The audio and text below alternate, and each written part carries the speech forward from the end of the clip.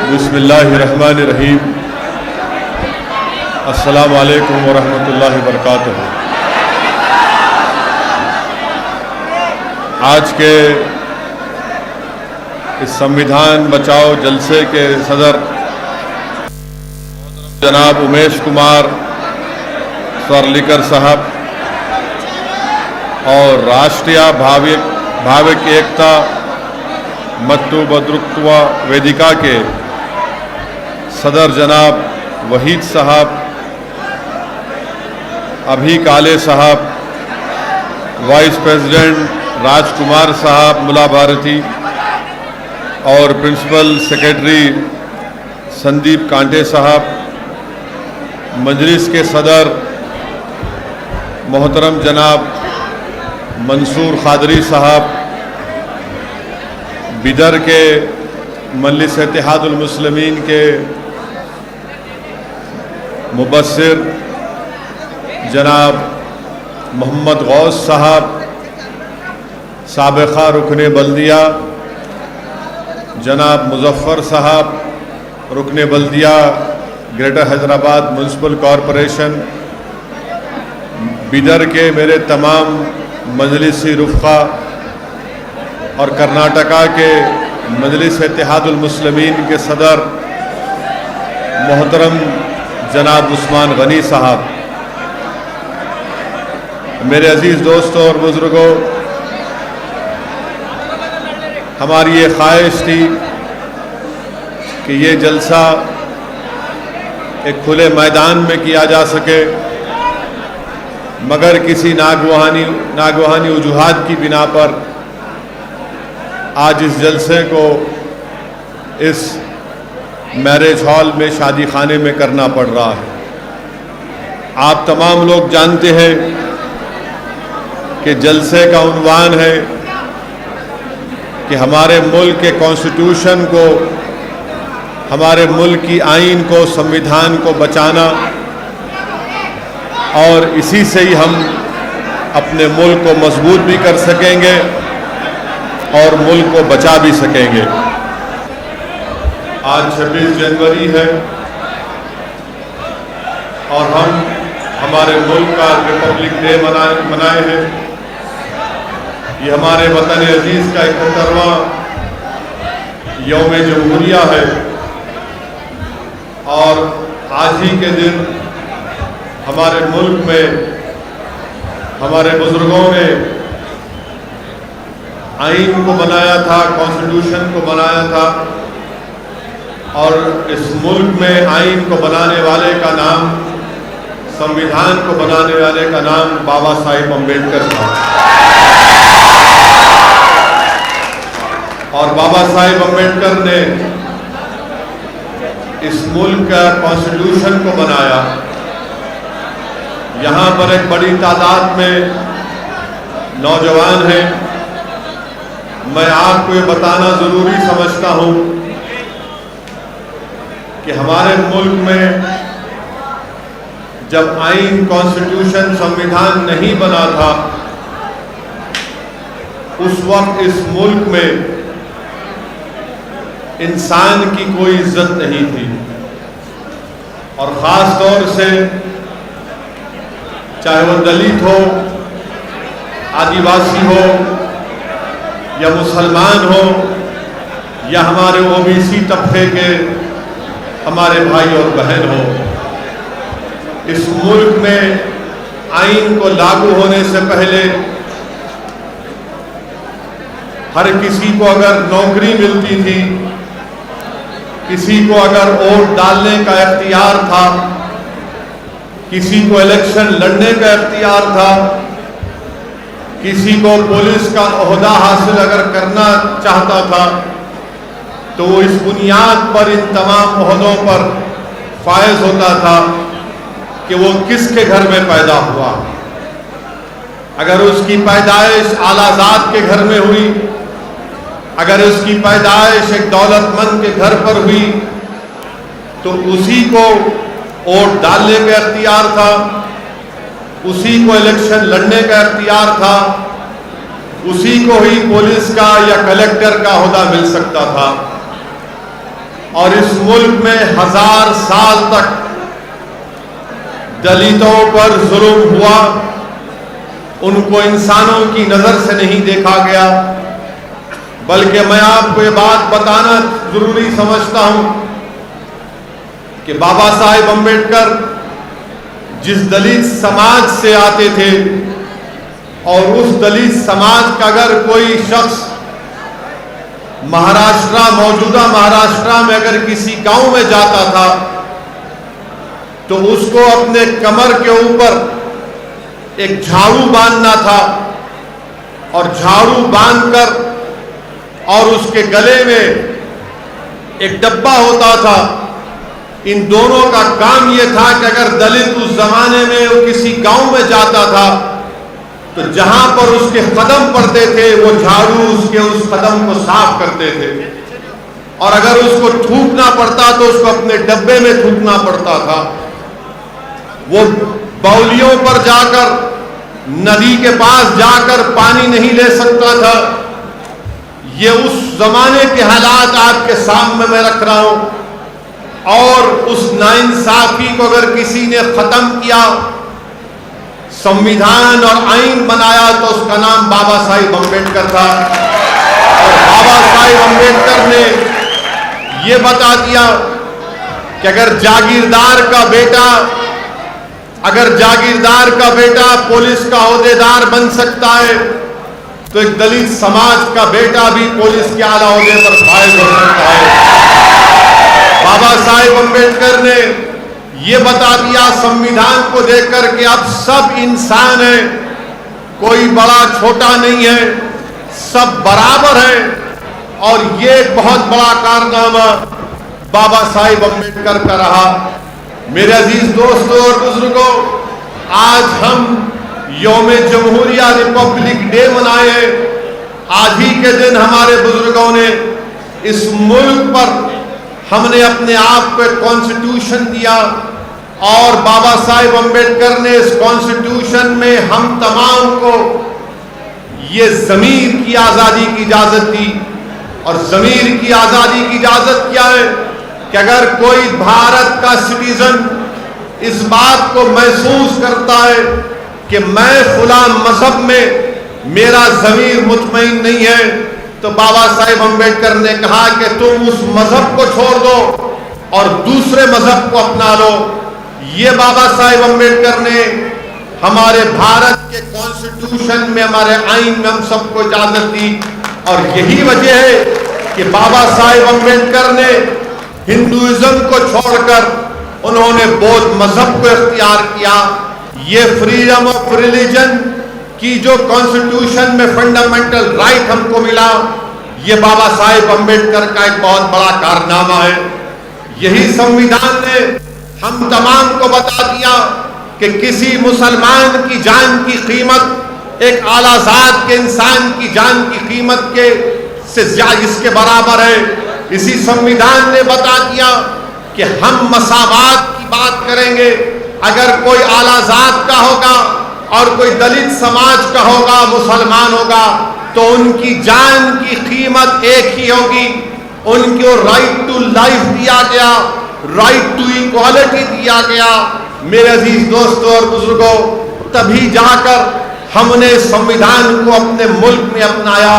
मगर बाबा साहिब अम्बेडकर ने संविधान तो हमको दिया, मगर बाबा साहिब अम्बेडकर ने हम तमाम को एक पैगाम दिया। बाबा साहिब अम्बेडकर ने कहा कि संविधान को जो मैं तुमको दे रहा हूं, इसमें यकीनन सियासी जिंदगी में इक्वालिटी पैदा हो जाएगी, मसावात पैदा हो जाएगा, मगर समाजी जिंदगी में इंसाफ कभी नहीं पैदा होगा। ये बाबा साहिब अम्बेडकर ने 70 साल पहले इस बात को कही थी कि पॉलिटिकल इक्वालिटी तो मिलेगा मगर सोशल इक्वालिटी नहीं मिलेगा। तो बाबा साहिब अम्बेडकर ने हम तमाम को क्या कहा कि देखो, मैं तुमको संविधान में 4 चीजें देकर जा रहा हूं, ये तुम्हारे हथियार है, ये तुम इसको इस्तेमाल करो ताकि तुम इस मुल्क में इज्जत के साथ और पूरी शान और शौकत के साथ अपनी जिंदगी को गुजार सकोगे। क्या कहा बाबा साहिब अम्बेडकर ने बाबा साहेब अम्बेडकर ने कहा कि मैं तुमको लिबर्टी देता हूं, आजादी देता हूं, मैं तुमको इक्वालिटी की बात करता हूं, मसावात की बात करता हूं, मैं तुमको जस्टिस की बात करता हूं, इंसाफ की बात करता हूं, मैं तुमको फ्रेटर्निटी की बात करता हूं, बिरादरी की बात करता हूं। तो अंबेडकर ने हम तमाम को कहा कि अगर तुमको, जब तक तुम आजादी हासिल नहीं करोगे, तुम अपनी जिंदगी शानो शौकत के साथ नहीं गुजार सकोगे। जब तक तुम मसावात को हासिल नहीं करोगे, तुमसे नाइंसाफी होती रहेगी। जब तक कि तुम इंसाफ को हासिल नहीं करोगे, तुम उस वक्त तक रोते रहोगे कि मुझसे इंसाफ नहीं हुआ। जब तक कि तुम बिरादरी, फ्रेटर्निटी नहीं पैदा करोगे, तुम्हारे करीब कोई नहीं आएगा। इसीलिए नौजवानों, क्योंकि इस मुल्क का कल का मुस्तकबिल तुम्हारा है, मैं तुम्हारे दरमियान में खड़े होकर आजिज़ी के साथ तुमको एक पैगाम दे रहा हूं कि नौजवानों, आजादी हासिल करो, नौजवानों, इंसाफ को हासिल करो, नौजवानों, मसावात को, इक्वालिटी को हासिल करो, नौजवानों, फ्रेटर्निटी को हासिल करो। ये चारों लफ्ज हमारे कॉन्स्टिट्यूशन के प्रियम्बल में लिखे गए।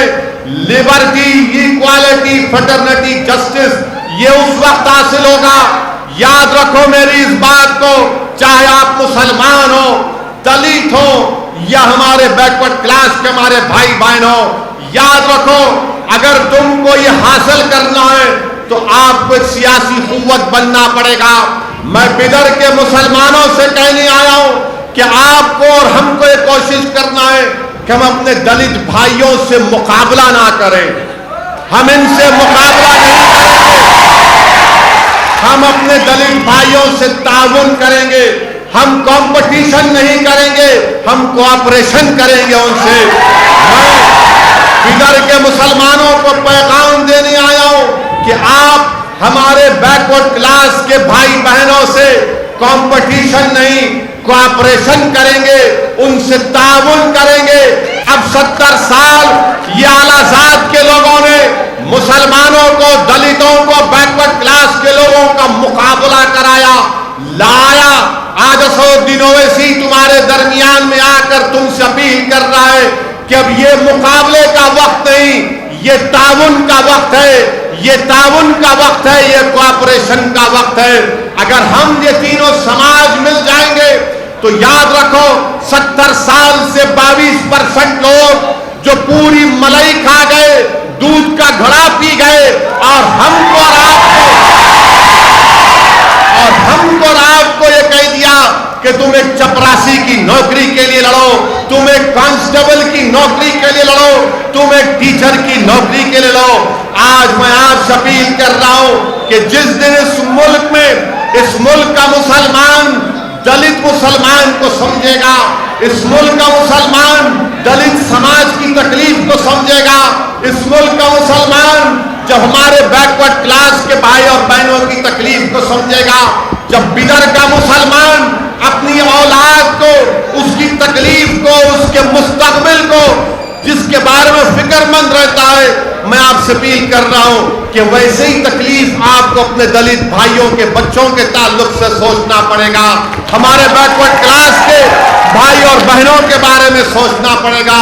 इसलिए कि हमारे कॉन्स्टिट्यूशन में लिबर्टी, इक्वालिटी, फ्रेटर्निटी और जस्टिस की जो बात कही गई है, वो उसी वक्त होगा मेरे अजीज दोस्तों और बुजुर्गों, जब हम ताउन करेंगे, जब हम लोग कोऑपरेशन करेंगे, तभी जाकर हम ये तमाम चीजों को हासिल कर सकेंगे।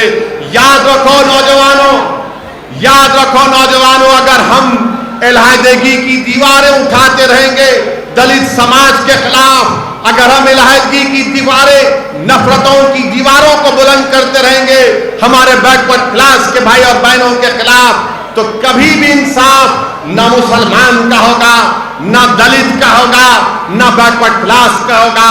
आज हालात और वक्त का तकाज़ा ये है कि तीनों समाज को मिलकर बाबा साहेब अम्बेडकर का जो ख्वाब है कि तुमको लिबर्टी, इक्वालिटी, फ्रेटर्निटी और जस्टिस को हासिल करना है। मैं बिदर के दलित समाज के जिम्मेदारों की मौजूदगी में कह रहा हूं कि भारत की पार्लियामेंट में भारत की पार्लियामेंट में दलित भाइयों और बहनों के लिए पार्लियामेंट की सीटों की रिजर्वेशन है, 100 से ज्यादा सीट रिजर्व है। मगर बाबा साहेब अंबेडकर ने इन लोगों के बारे में क्या कहा था? किसी एक प्रेस के नुमाइंदे ने बाबा साहेब अंबेडकर से पूछा था कि आपके समाज के लोगों को पार्लियामेंट की सीटों में रिजर्वेशन है, तो बाबा साहेब अंबेडकर ने जवाब दिया कि हां, ये बात बिल्कुल सही है कि 100 से ज्यादा भारत की पार्लियामेंट में दलित लोग जीत कर आ जाते हैं, मगर उनकी जबानें कभी नहीं खुलती। बाबा साहिब ने एक तारीखी जुमला कहा था, मैं हमारे बिदर के दलित भाइयों को सुनाना चाहता हूं। बाबा साहिब अंबेडकर ने कहा कि पार्लियामेंट में बैठकर अपना मुंह उसी वक्त खोलते हैं जब उनको अंगड़ाई लेना पड़ता है। यह अंबेडकर ने कहा था कि वो दलित एमपी अपना मुंह उस वक्त खोलते हैं जब उनको अपनी अंगड़ाई लेना पड़ता है। और मैंने अपनी आंखों से देखा कि भारत के पार्लियामेंट में इकोनॉमिक ग्राउंड के ऊपर रिजर्वेशन दे दिया गया और कोई दलित एमपी हिम्मत नहीं थी कि खड़ा होकर बोल सके, अरे ये तो बाबा साहिब के संविधान के खिलाफ है, इकोनॉमिक ग्राउंड पर रिजर्वेशन दे दिया गया। मेरे अजीज दोस्तों और बुजुर्गों, यही एक बात तारीखी जुमला काशीराम ने कहा था। काशीराम ने क्या कहा था कि हम चमचों के एज में जिंदगी गुजार रहे हैं, ये वक्त पूरा चमचों का है। तो याद रखो, जब तक आप चमचागिरी करते रहेंगे तो गुलामी तुम्हारा मुकद्दर बन जाएगा। करेंगे इंसाफ कभी नहीं मिलेगा। जब तक आप चमचागिरी करेंगे मसावात आपको कभी नहीं मिलेंगे। जब तक आप चमचागिरी करेंगे तो आपका एक्सप्लॉयटेशन होगा। जिस दिन आप अपनी सफों से चमचों को दूर करेंगे और शेर बनेंगे तो तमाम दुनिया तुम्हारे साथ। मैं आपको बताने आया हूं कि अब ये चमचों की जरूरत नहीं है, जो हमारे मुस्तकबिल का सौदा एक ब्रोकरों की तरह, एक एजेंट की तरह 70 साल से करते आए हैं। आज मैं बिदर के नौजवानों के दरमियान में खड़े होकर कह रहा हूं कि बिदर के मुसलमान, बिदर के दलित भाई, बिदर के बैकवर्ड क्लास के लोग, भारत के संविधान आपको इजाजत देता है। आखिर कब तक आप सिर्फ वोट डालने की मशीन बनेंगे? मैं आपको बताने आया हूं कि आज आप वोट डालते रहे, आज वोट हासिल करने का आपको वक्त आया है। अगर आप बाबा साहेब अंबेडकर के उस ख्वाब को पूरा करना चाहते हैं तो सिर्फ वोट डालने वाले मत बनो, बल्कि वोट को हासिल करने वाले बनो। हमारे बाबा साहिब के संविधान में लफ्ज सेकुलरिज्म भी आया। आपको मालूम, बाबा साहेब अंबेडकर को जब पहला पार्लियामेंट का इलेक्शन बाबा साहेब अंबेडकर मेरे ख्याल से बंबई से लड़े थे, इलेक्शन हार गए। क्यों हारे मालूम आपको? क्या कोई जानता इस मजमे में कि बाबा साहेब अंबेडकर इलेक्शन क्यों हारे? क्यों हारे? नहीं, दोनों दलित थे। बाबा साहेब अंबेडकर के खिलाफ एक छोटा कांग्रेस का लीडर था। अंबेडकर को शिकस्त क्यों हुई? अंबेडकर को शिकस्त इसलिए हुई क्योंकि अंबेडकर ने कहा था कि मुसलमानों के अलहदा वोटर लिस्ट बननी चाहिए। तो आलाजाद के लोगों ने कहा कि हाँ देखो, ये अंबेडकर मुसलमानों की बात कर रहा है। अंबेडकर ने कश्मीर के बारे में कहा था तो फिरका परस्त लोगों ने कहा कि नहीं नहीं, ये अंबेडकर खतरनाक है, इसको हराना जरूरी है। इन्हीं दो चीजों पर अंबेडकर को हरा दिया गया था बाबा साहिब। तो फिरका परस्ती असदुद्दीन ओवैसी की वजह से नहीं है। लोग आकर बोलते हैं, लोग मुझसे कहते हैं कि आप जहां पर जाते हैं वहां पर बीजेपी को फायदा होता है। मैं आज तारीख में जाकर अपनी बात को चैलेंज के साथ रख रहा हूं। बताओ, क्या मैंने जो बयान किया वो सच नहीं है? कि अंबेडकर को हार इसलिए हुई थी क्योंकि कांग्रेस ने कहा ये अम्बे बाबा साहिब तो मुसलमानों की वोटर लिस्ट की बात कर रहा है, ये कश्मीर की बात कर रहा है, इसको हरा दो। माहौल ऐसा बनाया गया कि बाबा साहिब अंबेडकर इलेक्शन हार गए। तो फिरका परस्ती 1952 से है। याद रखो, ये जो लोग आकर आज मेरा जलसा हो गया, मैं तो कोई सियासी बात नहीं करूंगा अभी। इंशाअल्लाह ताला आने वाले दिनों में यहां पर बल्दिया का इलेक्शन होगा, तो उस वक्त एंड 3 टाइम पॉलिटिकल स्पीच दूंगा। अब क्योंकि हमको संविधान के ऊपर, कॉन्स्टिट्यूशन के ऊपर बोलना है, उसी पर बोलना चाहूंगा। तो आज मैं आपसे यह भी बताने आया हूं मेरे अजीज दोस्तों और बुजुर्गों कि हमारा ये कॉन्स्टिट्यूशन तो हमारे सामने है, मगर ये कॉन्स्टिट्यूशन हमसे क्या मुतालबा करता है? क्या भारत का संविधान हिंदुओं का संविधान है? क्या भारत का संविधान मुसलमानों का संविधान है? क्या भारत का संविधान सिखों का, ईसाइयों का, बौद्ध मजहब का संविधान है? नहीं है। यह संविधान पूरे भारत के शहरियों का, इंडियंस का है।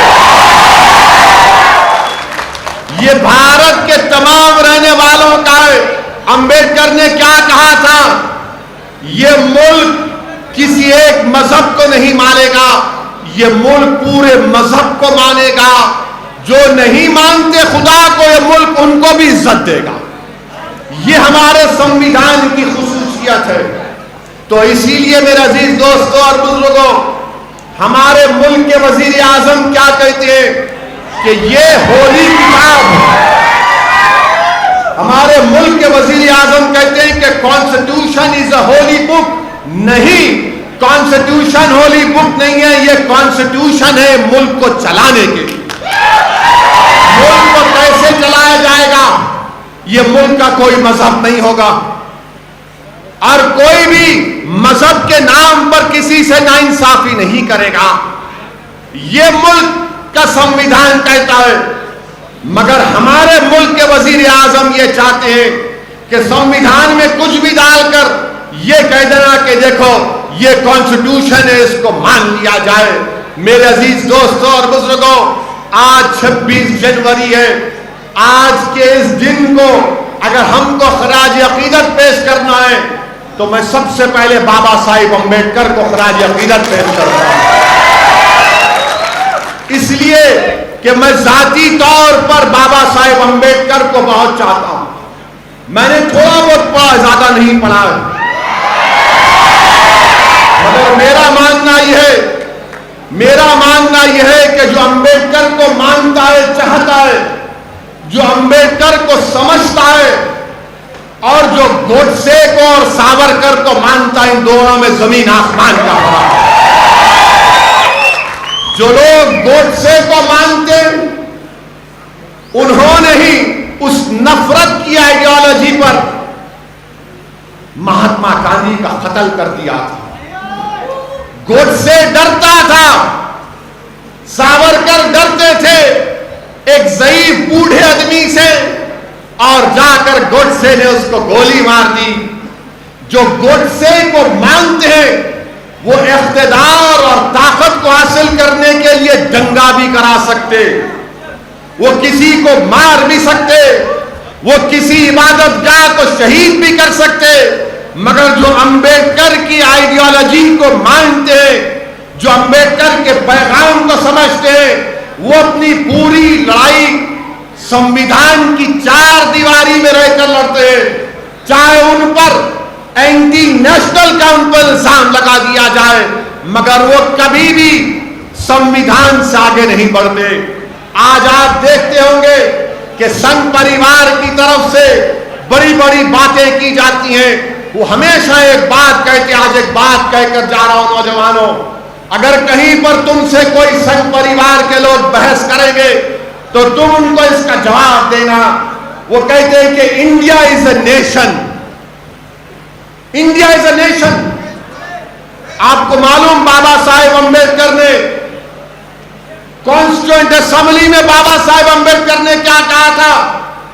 जो लोग ये कहते हैं कि इंडिया इज अ नेशन, ये फरेब दे रहे हैं, धोखा दे रहे हैं। बाबा साहेब अम्बेडकर ने कहा था कि इस मुल्क में हजारों कास्ट हैं, हजारों कास्ट हैं। जब हजारों कास्ट हैं तो नेशन कैसा हो गया? बाबा साहेब अम्बेडकर ने कहा था ये कास्ट जो है, ये कास्ट एंटी नेशनल है। बाबा साहेब अम्बेडकर ने पैगाम दिया कि कास्टिज्म को खत्म करो, अगर कास्टिज्म होगा तो ये एंटी नेशनल है। बाबा साहेब अम्बेडकर ने कहा था कि समाजी अलहदगी को खत्म करो, इत्तेहाद पैदा करो। तो आज जो लोग इस मुल्क में इत्तेहाद पैदा करना चाहते हैं उनको एंटी नेशनल कहकर जेलों में डाल दिया जा रहा है। मेरे अजीज दोस्तों और बुजुर्गों, ये पैगाम को आपको समझना जरूरी है। अगर हम ये चाहते हैं कि इस मुल्क को अम्बेडकर का मुल्क और अम्बेडकर के पैगाम को आम करना चाहते हैं तो अम्बेडकर ने एक पैगाम दिया था। अम्बेडकर ने कहा था कि सियासत में भक्ति जानते हैं ना, भक्ति का मतलब जो उर्दू में बोलते गुलू, मोहब्बत, सियासत में भक्ति बर्बादी का रास्ता है। अम्बेडकर ने कहा था कि सियासत में भक्ति बर्बादी का रास्ता है, जो उर्दू में हम लफ्ज है तस्लील कहते हैं उसको, कि वो रास्ता है। अम्बेडकर ने कहा कि हां, मजहब में अगर तुम भक्ति करोगे तो तुमको जन्नत मिल सकती है, मगर सियासत में भक्ति नहीं करना। मगर आज बीजेपी में जितने हैं लोग वो तमाम के तमाम मोदी के भक्त बने हुए भक्ति। अम्बेडकर ने क्या कहा था कि सियासत में भक्ति नहीं चल सकती, यह बर्बादी का रास्ता है। तो आप अगर आज इस दीवाने को सुनने आए तो मेरे भक्त बनकर नहीं, मेरे भाई बनकर आप आइए। क्योंकि अम्बेडकर ने कह दिया कि सियासत में भक्ति एक बर्बादी का रास्ता है। अच्छा, और ये लोग बार बार बोलते कि अम्बेडकर मुसलमानों के खिलाफ थे, झूठे ये लोग। अगर कोई संघ परिवार का कहता है कि अम्बेडकर मुसलमानों के खिलाफ थे, उनकी किताब पार्टीशन इन पाकिस्तान का हवाला देकर तो आओ, मेरे सामने 5 मिनट तुम नहीं ठहर सकोगे। उसी किताब से अम्बेडकर ने मुसलमानों से मोहब्बत की थी, ये अम्बेडकर का पैगाम। अम्बेडकर ने, बाबा साहेब अम्बेडकर ने बुद्धिज्म कबूल करने से पहले लोग आकर बाबा साहिब से पूछे क्या करना, कौन से मजहब को जाना, तो बाबा साहिब ने कहा कि इस्लाम को कबूल करो। मगर जब बाबा साहिब अम्बेडकर ने मुसलमानों में जात पात को देखा तो उनको तकलीफ हो गई। इसीलिए मेरे अजीज दोस्तों, मुसलमानों में जात पात है, यह बात मानना पड़ेगा आपको। बाबा साहिब अम्बेडकर ने बौद्ध मजहब को इख्तियार किया और फिर बाबा साहेब अम्बेडकर मुंबई से एक महानामा निकालते थे, उसमें कई आर्टिकल्स बाबा साहेब अम्बेडकर ने इस्लाम पर, मुसलमानों पर लिखे। ये संघ परिवार का प्रोपेगेंडा है। मेरे अजीज दोस्तों और बुजुर्गों, इस संविधान को समझना है। इस संविधान के तहत आपको राइट टू लाइफ दिया गया है, लिबर्टी दिया गया है, राइट टू इक्वालिटी दिया गया है। कोई किसी की जान नहीं ले सकता, कोई किसी को गैर जरूरी जेल में नहीं डाल सकता। मगर हम आज बिदर में देखते हैं कि एक मासूम औरत को सिर्फ इस बुनियाद पर जेल में डाल दिया गया कि उसने एहतजाज किया था। याद है ना आपको? क्या आप भूल गए उसको?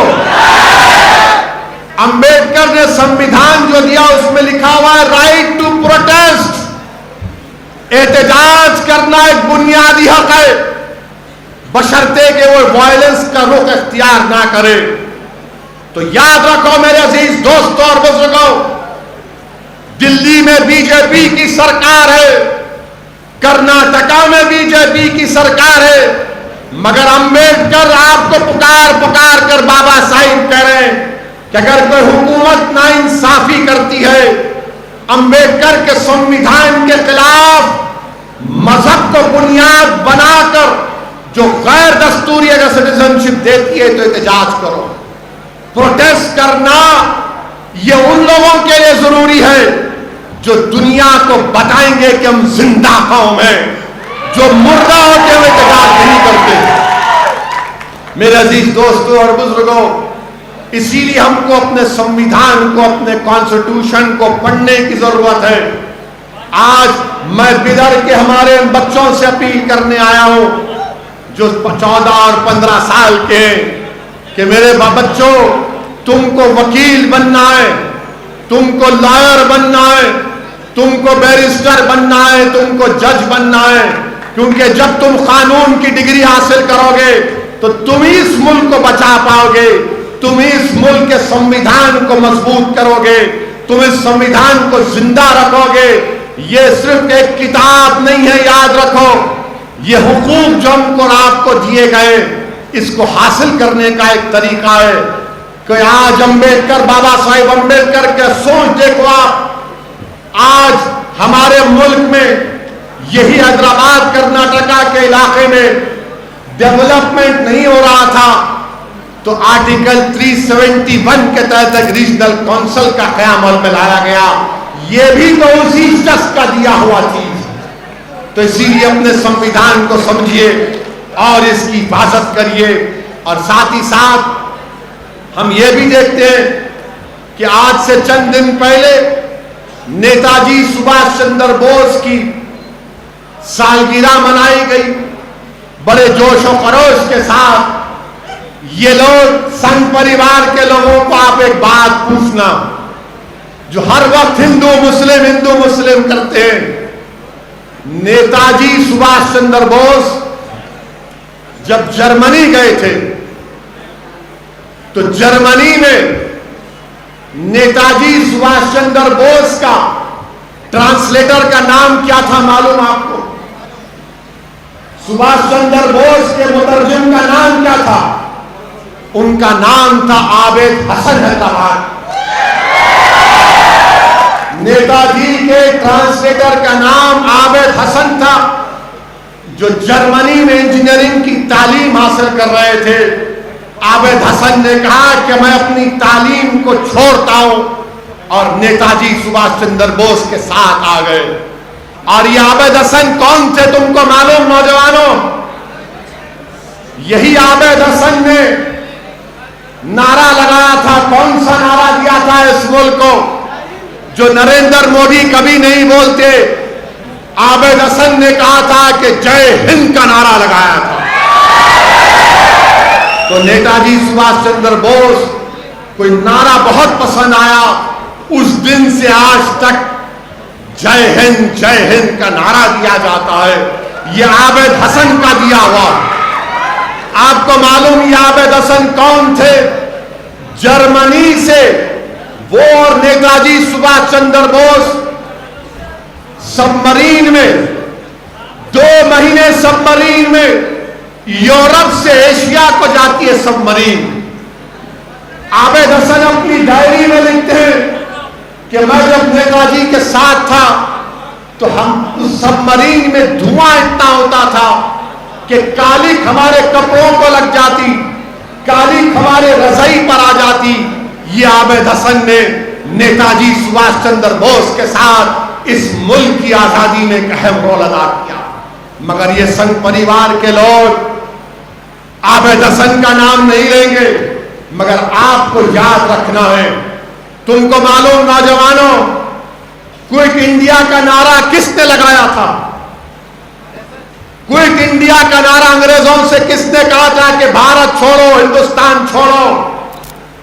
नौजवानों, उसका नाम यूसुफ मेहर अली था।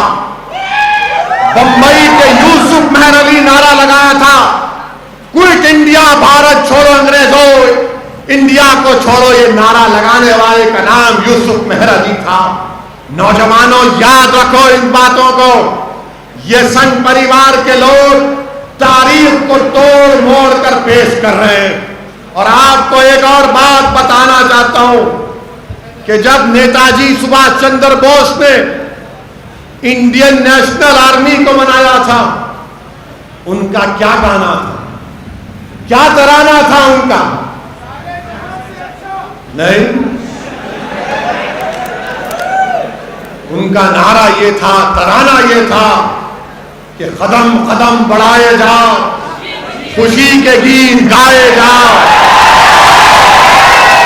ये जिंदगी है कौम की, तू कौम पे लुटाए जा। क्या था इनका तराना? कदम कदम बढ़ाए जा, बोलो मेरे साथ, खुशी के गीत गाए जा, ये जिंदगी है कौम की, तू कौम पे लुटाए जा। तू शेर हिंद आगे बढ़, मरने से तू कभी न डर, उड़ा के दुश्मनों का सर, जोश वतन बढ़ाए जा, जोश वतन बढ़ाए जा, हिम्मत तेरी बढ़ती रहे, खुदा तेरी सुनता रहे, जो तेरे सामने खड़े हो, तू खाक में मिलाए जा, तू खाक में मिलाए जा, कदम कदम बढ़ाए जा, खुशी के गीत गाए जा, ये जिंदगी है कौम की, तू कौम पे लुटाए जा। अब यहां पर कौम का मतलब मुसलमान नहीं, कौम का मतलब भारत है। क्योंकि हमारे मीडिया वाले बोलेंगे नु कौम बोल दी, इनके पप्पा के बारे में बोले तो डर होता है। कौम का मतलब मूल। अब एक मिसरा नहीं पढ़ा, वो पढ़ूंगा अभी। एक छूट गया, उसमें डिलिबरेटली नहीं पढ़ा मैं, और ये उनका कहना था, मेरा नहीं है। वरना कल सुबह से 9 बजे शुरू हो जाएगा दूल्हे भाई की शादी। टीवी पे बोलेंगे वैसी बोला ऐसा, मैं नहीं बोला। ये तराना था नेताजी सुभाष चंद्र बोस का, उसमें क्या था अब आप पढ़ेंगे मेरे साथ। चलो दिल्ली पुकार के, कौमी निशान संभाल के, लाल किले पे गाड़ के, लहराए जा लहराए जा लहराए जा। ये तराना था इंडियन नेशनल आर्मी का, केदार जी। और जब ये फौज के, नेताजी के फौज के लोग, ये जब फौजी पकड़े गए थे, अंग्रेजों ने इनको गिरफ्तार किया, तो यही लाल किले के अंदर इन पर मुकदमा चलाया गया। पंडित नेहरू भी उनके वकील थे। जब महात्मा गांधी वहां पर गए, तो महात्मा गांधी ने जब जाकर नेताजी के साथियों को पूछा कि आपको कोई शिकायत है, तो उन्होंने कहा कि गांधी जी कोई शिकायत नहीं है। उन्होंने कहा कि गांधी जी कोई शिकायत नहीं है, हमको शिकायत सिर्फ इस बात की है कि जब हमको चाय देते, जब हमको चाय देते, जब हमको चाय देते, तो बोलते तुम हिंदू है, तुम मुसलमान है, तुम ईसाई है, इससे हमको तकलीफ है। ये मिजाज था उस जमाने के सियासतदानों का। और आज ये मामला हो चुका है, आज ये मामला हो चुका है। सुभाष चंद्र बोस के मुल्क में, अंबेडकर के मुल्क में, गांधी के मुल्क में, मौलाना आजाद के मुल्क में, पेरियार के मुल्क में आज लव जिहाद के ऊपर कानून बनाया जाए। आप बताइए कहां ऊंचाई और कहां पस्ती में हम गिर चुके हैं। कहां ऊंचाई का दौर था वो, जब हर एक मर मिटता था इस मुल्क पर अपनी जान को कुर्बान करने के लिए। मेरे अजीज दोस्तों और बुजुर्गों, क्या कहा था? सुनिए सुनिए, आपको मेरी आवाज आ रही नहीं? अरे वोट आऊंगा बिदर को पहली मरतबा चाचा आपके घर पे आऊंगा मैं, आप चाय पिलाइए। Without milk and sugar. ये संघ परिवार के लोगों से पूछो आप, हमारे मुल्क के वजीर आजम सुभाष चंद्र बोस की बड़ी तारीफ किए। मैं प्राइम मिनिस्टर से एक सवाल करना चाहता हूं, क्या प्राइम मिनिस्टर आप ये बताएंगे कि क्या नेताजी सुभाष चंद्र बोस ने अपनी किताब में नहीं लिखा कि इस मुल्क का सुनहरा दौर कौन सा था? इस मुल्क का सुनहरा दौर सुभाष चंद्र बोस ने लिखा कि जब मुगल और गुप्ता हुकूमत करते थे, इस मुल्क का सुनहरा दौर था। अब ये बात नहीं बोलेंगे संघ परिवार के लोग। अब मुझे मालूम कि अब नेक्स्ट टाइम बिदर को आऊंगा तो बोलेंगे अब क्या क्या हमारे राज फाश कर देना है। मेरे अजीज दोस्तों और बुजुर्गों, इसीलिए मैं आपसे अपील कर रहा हूं कि पढ़ो नौजवानों, तारीख को पढ़ो, दीन को समझो, दीन के तकाज़ों को समझो, दीन को समझकर अमल करो, इस मुल्क के कानून को समझो। और कब समझ पैदा होगी? जब तुम पढ़ोगे, और जब तुम पढ़ोगे तो अमल भी करोगे, वरना हर कोई आकर तुमको डराएगा। अब ये डर का रास्ता आपको छोड़ना पड़ेगा, ये डर के रास्ते को छोड़ना पड़ेगा। ये बार बार आकर कहेंगे असदुद्दीन ओवैसी आया है तो वोट कट जाएंगे। अरे याद रखो, मैं कोई ठेका लेके नहीं बैठा हूं किसी को जिताने या हराने का। इंशाअल्लाह ताला हम लड़ेंगे, क्योंकि बाबा साहेब अम्बेडकर का संविधान आपको और हमको इस बात की इजाजत देता है कि हम लड़े। हम इलेक्शन लड़े बिहार में, जीते तो कोई हारा, हम जीते हम बाज पे हारे। मगर याद रखो, यही संविधान को हमने मजबूत किया इलेक्शन लड़के। ये डराने के दिन अब बहुत चले गए। अब ये नौजवान अब डरने वाला नहीं है, ये किसी से नहीं डरने वाला इंशाअल्लाह होगा। और हम ठेका लेके नहीं बैठे किसी को जिताने का, हम ठेका लेके नहीं बैठे। हम अपने आप को जिताएंगे, तुमको लीडर बनाएंगे, तुमको कायद बनाएंगे, तुमको इंशाअल्लाह ताला इंसाफ दिलाएंगे। ये काम, ये ख्वाब अंबेडकर के भी थे, बाबा साहिब अंबेडकर का पैगाम था। इसीलिए मैं आपसे अपील कर रहा हूं कि मुत्तहिद रहिए। और आखिर में बात कह के अपनी बात से रुखसत हो, अपनी तकरीर को खत्म करता हूं कि मैं बिदर से उन लोगों को भी पैगाम देना चाहता हूं कि जो लोग बाबरी मस्जिद जिस जगह पर शहीद हुई थी, उसके इवज में उनको 5 एकड़ जमीन मिली, वहां पर वो लोग मस्जिद बनाने जा रहे हैं। मैं बिदर से कह रहा हूं, तुम कुरान में सूरे तौबा की आयत नंबर 107 पढ़ो सालिमों। तुम जो मस्जिद बनाने जा रहे हो वो मस्जिद ज़िरार है। आपको मालूम मस्जिद ज़िरार क्या है? मालूम तुमको? वहां इजाजत है? नहीं, आलिम दीन बैठे हैं और मैं एक जाहिल आदमी हूं, तो इजाजत लेकर अर्ज कर रहा हूं।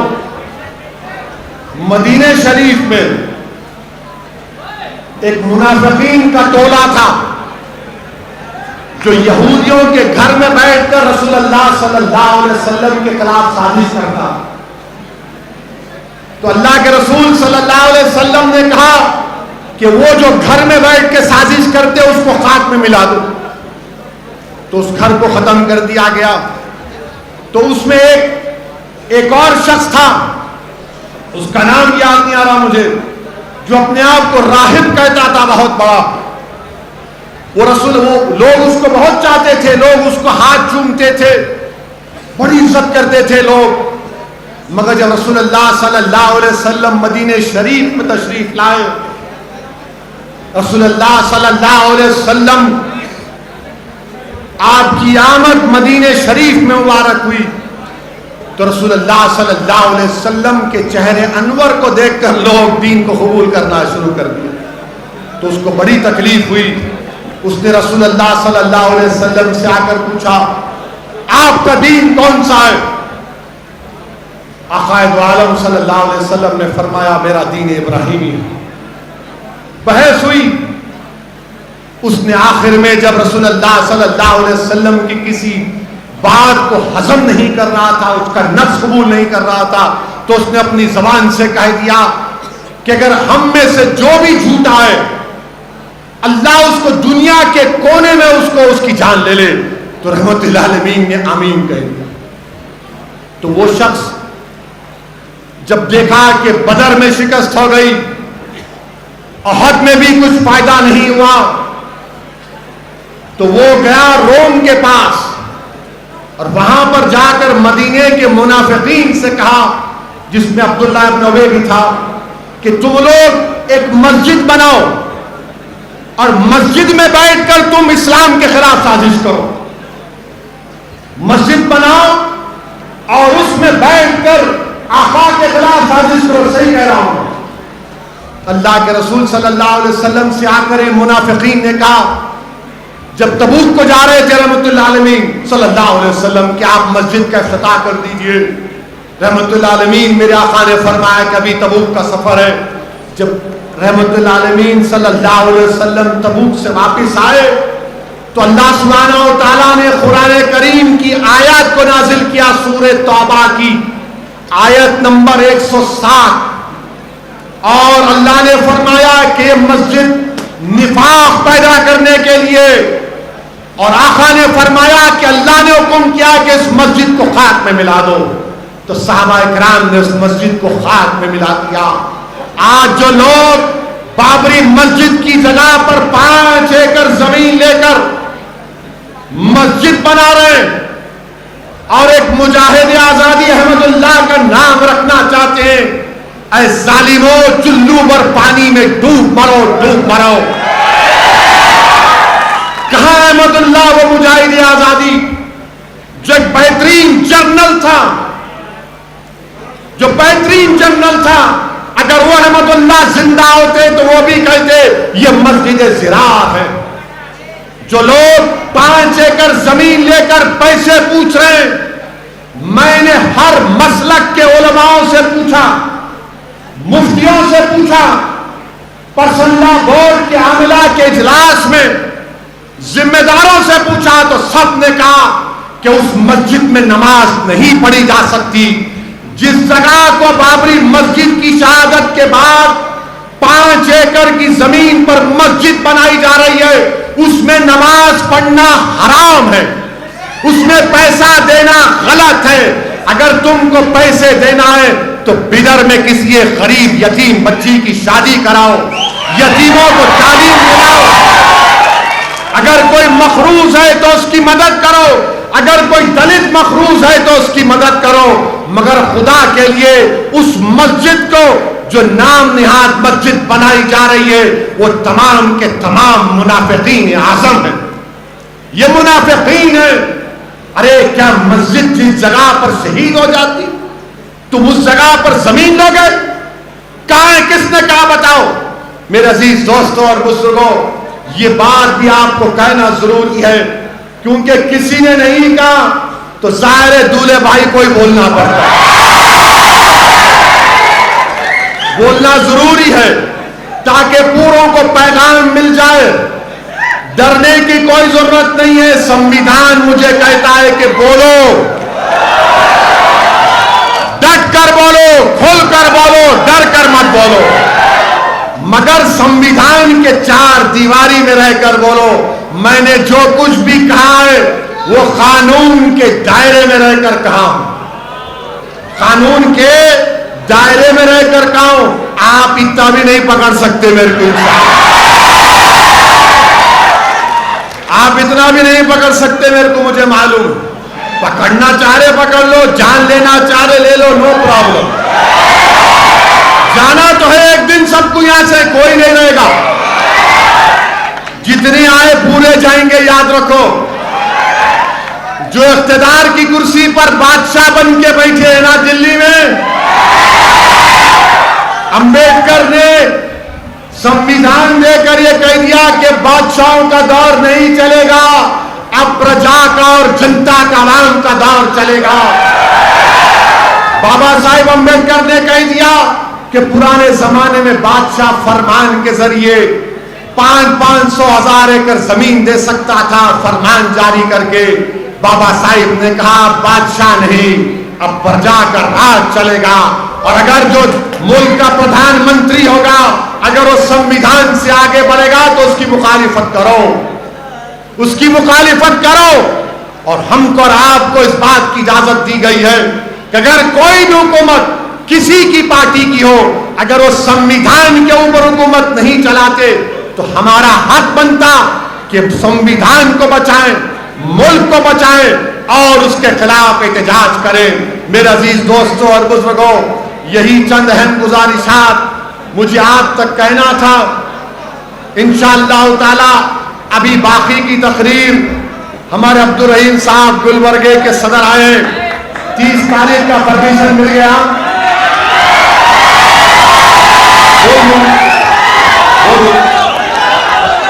30 जनवरी के दिन गुलबर्गे में इंशाअल्लाह जलसियाम होगा। अगर if you have time please come. आधी बात वहां करेंगे। आज तो खाली संविधान पे बात हुई थी, गुलबर्गे में बंदा नवाज की सरजमीन पर खुलकर बैटिंग होगी इंशाअल्लाह।